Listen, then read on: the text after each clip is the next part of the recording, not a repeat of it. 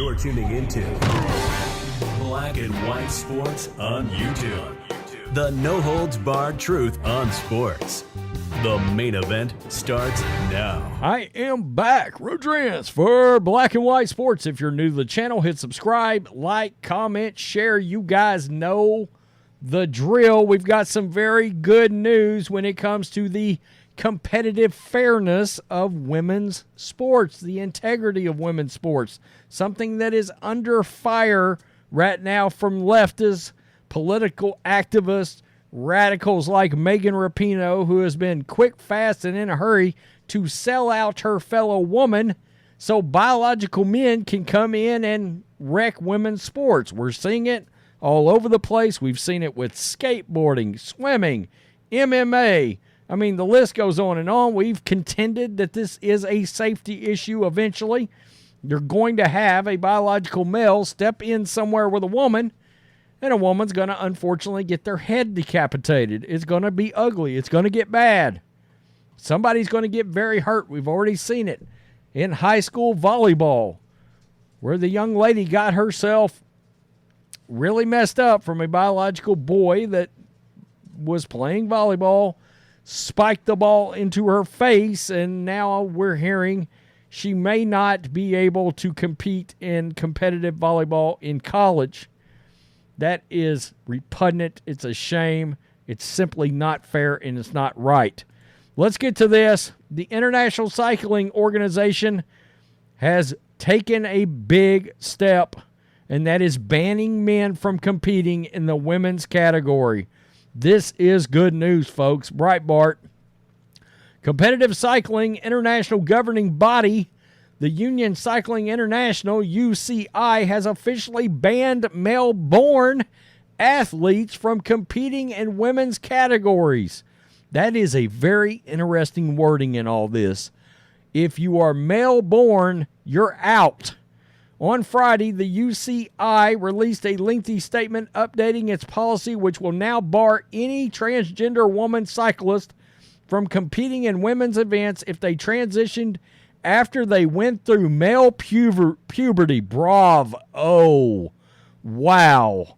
Quote, the meeting of the UCI Management Committee was held following a seminar on conditions for the participation of transgender athletes in women's cycling events organized by the UCI on the 21st of June, at which various stakeholders, transgender, cisgender athletes, experts from scientific, legal, and human rights fields, and sporting institutions were able to present their respective positions, Fox News reports. From now on, female transgender athletes who have transitioned after male puberty will be prohibited from participating in women's events on the UCI international calendar in all categories in the various disciplines. This rule pretty much eliminates all trans female athletes from being able to compete in the women's category. At very few trans people perform their transitions before puberty. Wow, this is going to go a long way, folks. The organization added that the scientific community has not been able to show that merely lowering testosterone eliminates the advantage that athletes born as males have over natural-born females. Bravo. In this context, the UCI Management Committee concluded, considering the remaining scientific uncertainties, it was necessary to take the measure to protect female class and ensure equal opportunities. The organization cited a paper on the topic written by Xavier Bygard to shore up its position on science. UCI President David LaPerritant reiterated that cycling is open to everyone, including transgender people, added that UCI fully respects and supports the right of individuals to choose sex that corresponds to their gender identity. Still, he added, the current scientific consensus does not support trans women competing with natural-born women. Quote, however, it is a duty to guarantee above all equal opportunities to all competitors in cycling competitions.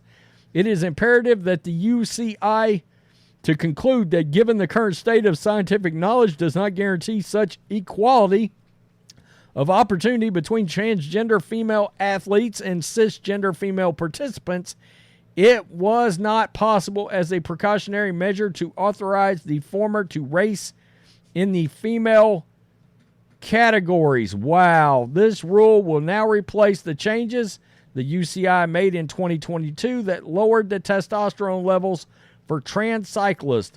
But the rules still do not prevent Melbourne Austin Killups from winning title after title in the U.S. UCI's move comes on the heel of the British cycling's decision to ban men from competing as women, a rule that went into effect in May. So we've at least taken a massive step in the right direction, it looks like here, because, look, most of these people transition after puberty. Now, one thing you got to be aware of here, is this going to up the ante when it comes to trying to get children to transition earlier than maybe they should be making any kind of decisions regarding, I'm a boy, I'm a girl. I contend nobody under 18 should be making that decision, in my personal opinion. I mean, be an adult before you decide to do something like that. Make sure you've thought it through. Make sure you're not going through a tomboy phase if you are a little girl. We've all seen little girls go through it, and they come out the other side. Of course, by the time they grow up, they're wearing dresses, et cetera, et cetera. And it was just a phase where they played with frogs and wore overalls. I truly believe eventually we are going to see something around that where people are standing back going, oh my goodness, what have I done? We've already seen a little bit of it, folks. It is going to be a real thing. We've got to see more sports getting involved in this. Got to maintain integrity in sports. Tell me what you think, black and white sports supporters. Peace. I'm out. Till next time. Thanks for watching the show. Be sure to like, comment, and subscribe. Be sure to tune in next time on Black and White Sports.